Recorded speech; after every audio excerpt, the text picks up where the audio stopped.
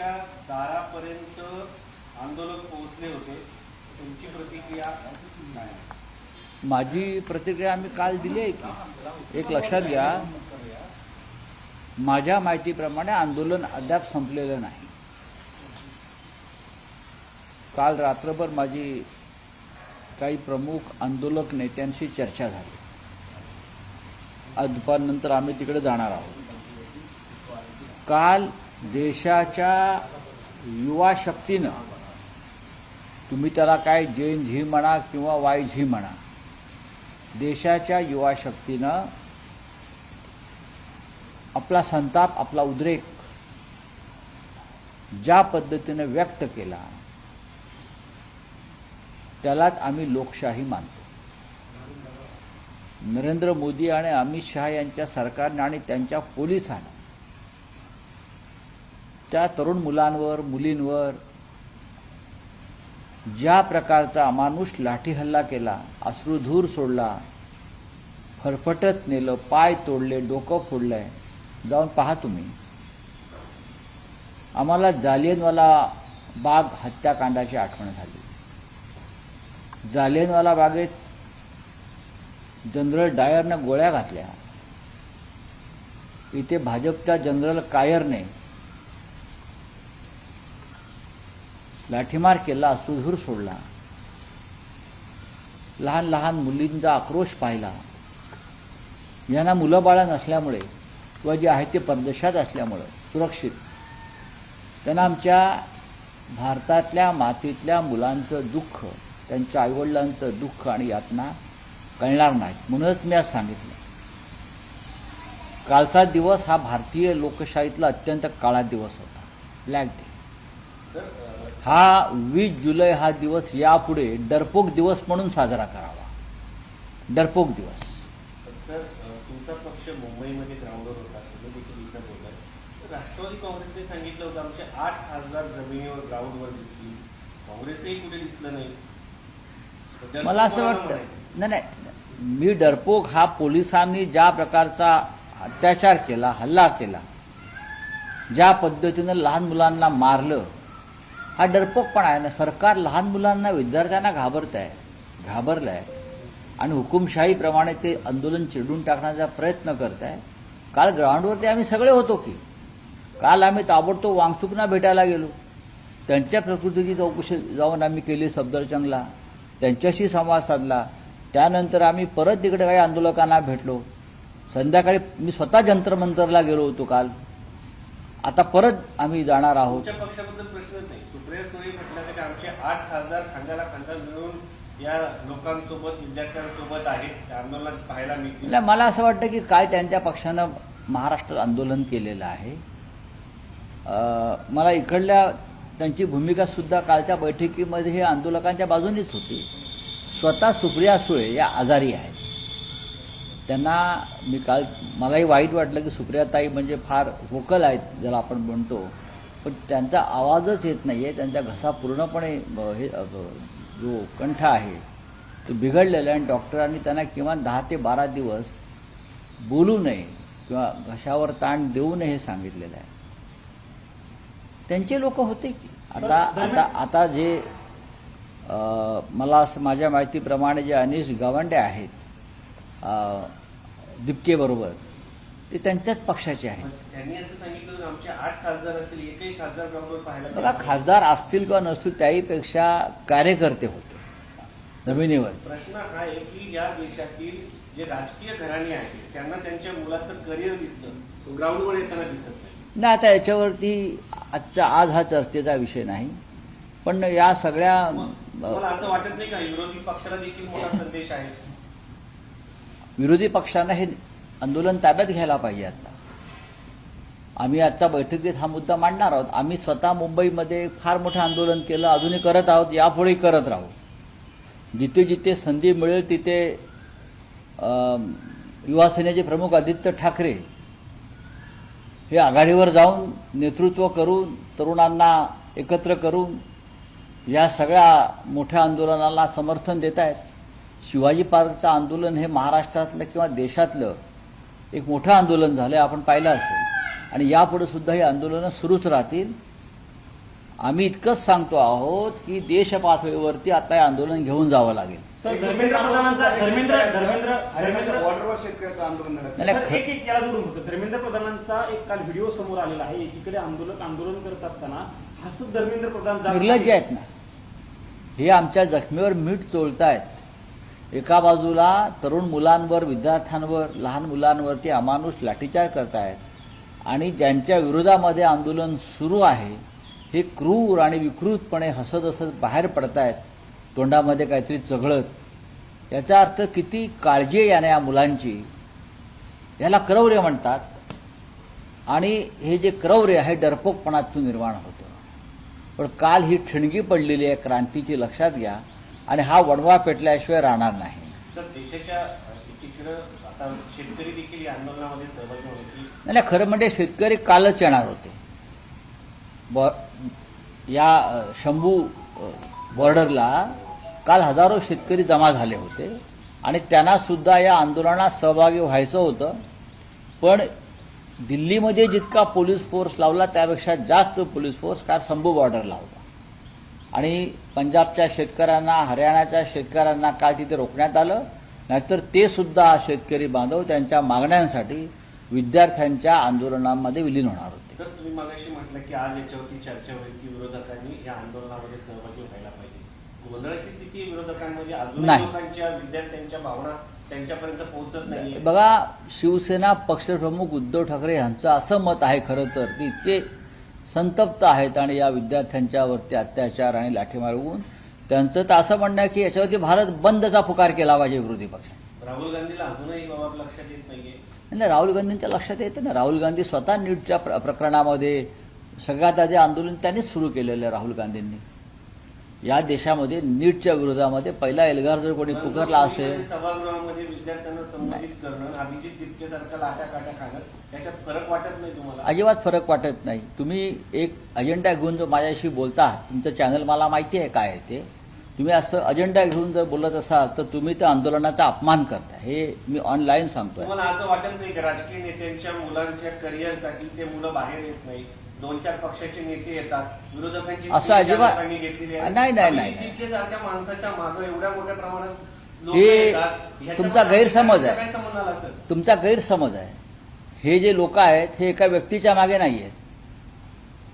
मग वांगचूक जे असतील किंवा अभिजित दिपके जे असतील, हा एक इश्यू आज हा राहुल गांधी किंवा आम्ही सगळ्यांनी उचलला. त्यातून ही लढाई सुरू झाली आणि त्या लढाईमध्ये तेल ओतण्याचं काम या देशाचे सरन्यायाधीश मायलॉर्ड सूर्यकांत यांनी केलं. हे समजून घ्या. त्याच्यामुळे भडका उडाला. प्रत्येक राजकीय नेता आणि राजकीय पक्ष नीट पेपर फुटीवर सगळ्यात जास्त रस्त्यावरती उतरला. खरं म्हणजे तुम्ही हे प्रश्न देवेंद्र फडणवीसना विचारला पाहिजे. पेपर फुटीचं सगळ्यात मोठं केंद्र हे महाराष्ट्र आहे, लातूर आहे, पुणे आहे आणि ते सगळे राष्ट्रीय स्वयंसेवक संघाचे लोक आहेत, पुढारीकार. कळलं? प्रश्न हा तुम्ही राज्याच्या, महाराष्ट्राच्या गृहमंत्री, मी ऐकतोय ना, मला तुम्ही प्रश्न विचारूच नका. हा जो विषय आहे हा महाराष्ट्राशी संबंधित आहे. देवेंद्र फडणवीस यांचं मुख्यमंत्री नाही, मी तर तुमच्या पक्षाचे खासदार म्हणतात की आदित्य ठाकरे आम्हाला भेटत नाही, ग्राउंडवर येत नाही. याच्यामध्ये काय संबंध आहे? तुम्ही व्यक्त होतात. प्रश्न आहे की विरोधकांचे प्रश्न मांडायला अभिजित दिपकेला अमेरिकेतून इथे यावं लागलं सर. नाही असं काय नसतं. त्याच्या मागे हा तुमचा प्रश्न, हळू बोला जरा. हा प्रश्न अत्यंत मूर्खपणाचा आहे. तुम्ही अभ्यास करून या. आदित्य ठाकरेच ग्राउंडवर आहेत. आदित्य ठाकरे अत्यंत ग्राउंडवरती आहेत. अमेरिकेतून कोणी आलं, लंडनवरनं कोणी आलं किंवा न्यूयॉर्कमधून कोणी आलं म्हणून आंदोलन होत नाही. आम्ही सगळे त्या आंदोलनाच्या पाठीशी आहोत म्हणून ते आंदोलन यशस्वी होत आहे.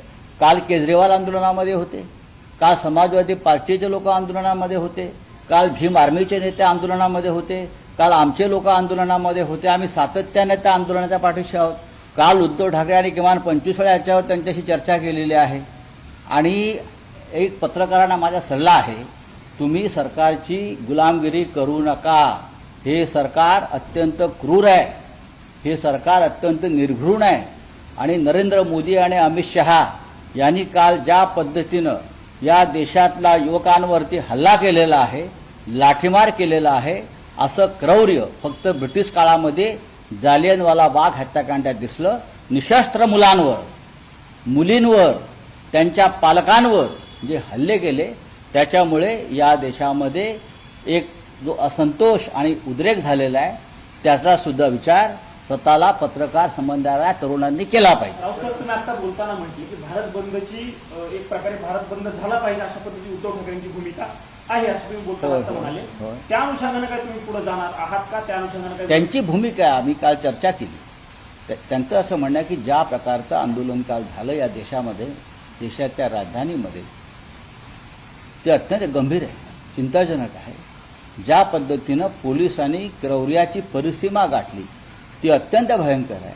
खरं म्हणजे या प्रश्नावर फक्त दिल्लीत नाही तर देशभरामध्ये, भारतामध्ये सर्व राजकीय पक्षांनी एकत्र येऊन वणवा पेटवायला पाहिजे, ही त्यांची भूमिका आहे.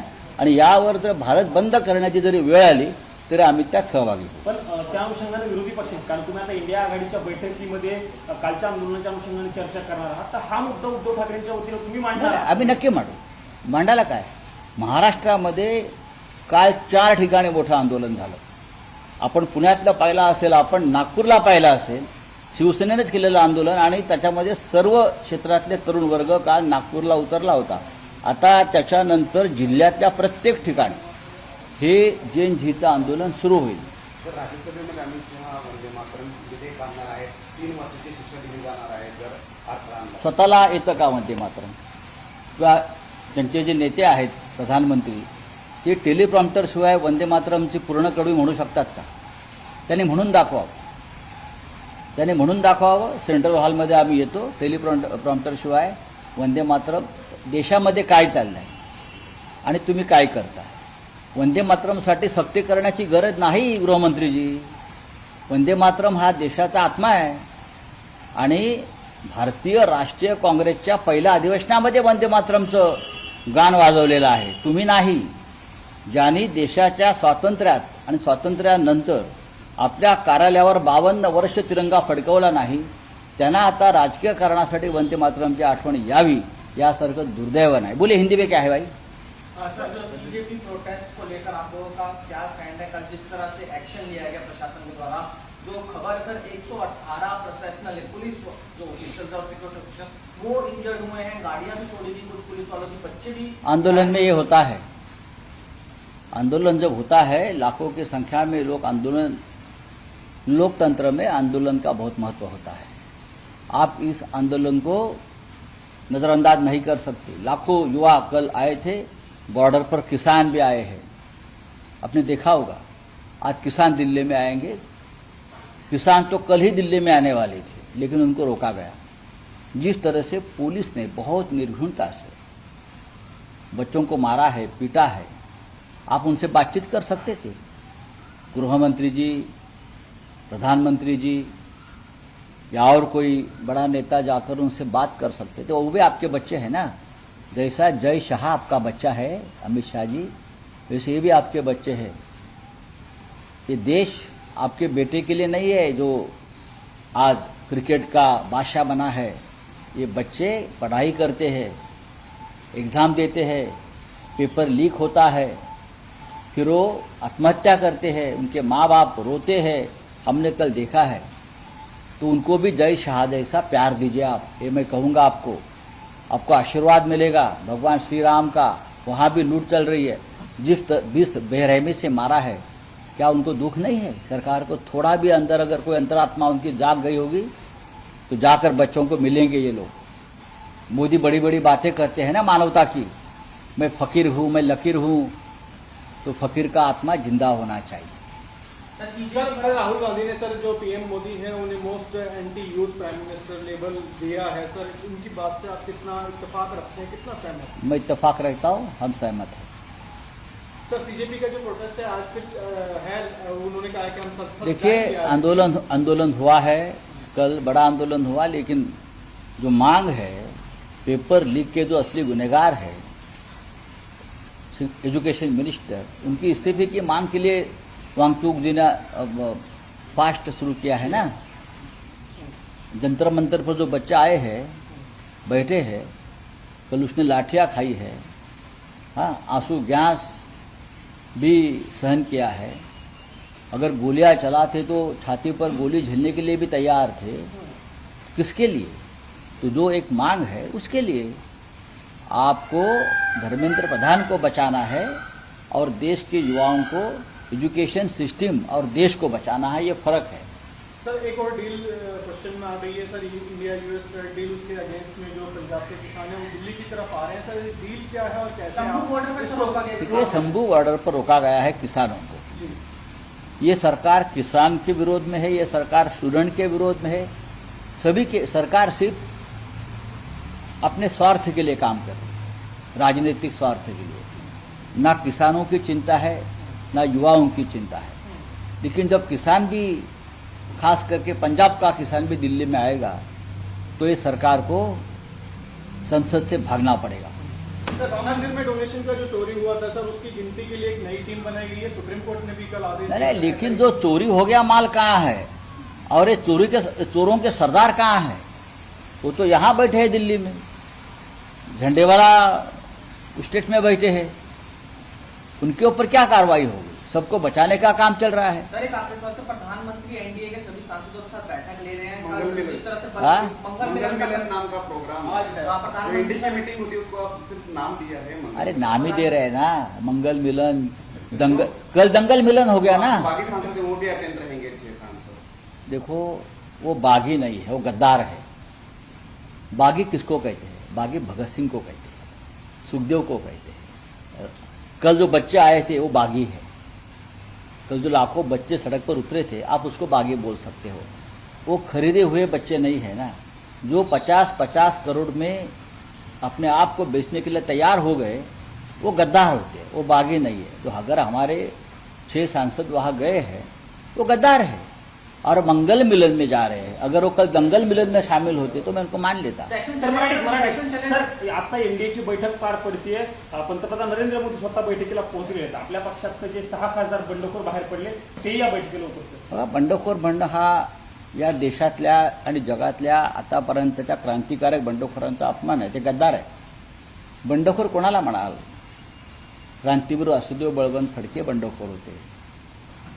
सुखदेव, राजगुरू, भगतसिंग, अशफाकुल्ला खां हे बंडखोर होते. काल लाखो विद्यार्थी जे रस्त्यावर उतरले नीट पेपर लीकच्या विरोधामध्ये आणि संसदेवर धडकले, ते लाखो विद्यार्थी बंडखोर होते, ते बागी होते.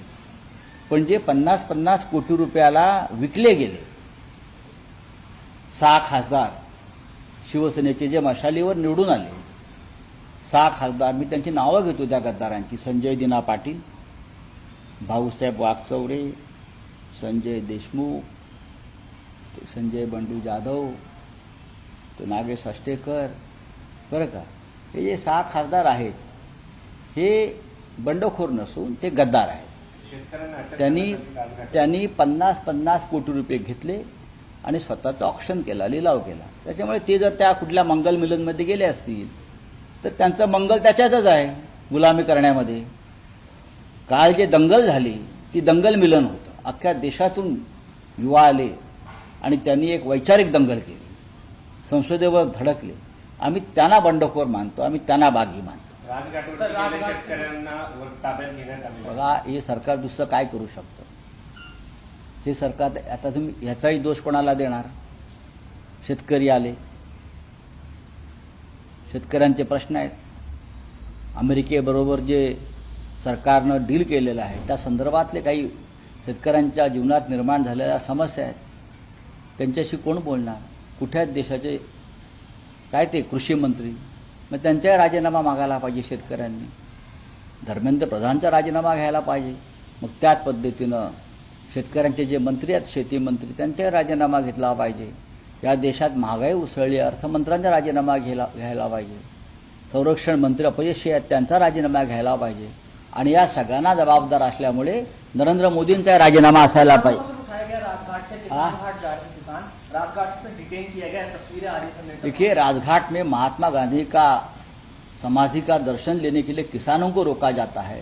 ये तो तानाशाही की हद हो गई. तानाशाही तो इस देश में है, लेकिन तानाशाही की हद हो गई है. आप किसानों को आप क्यों रोकते हो? किसान ने अपना क्या बिगाड़ा है?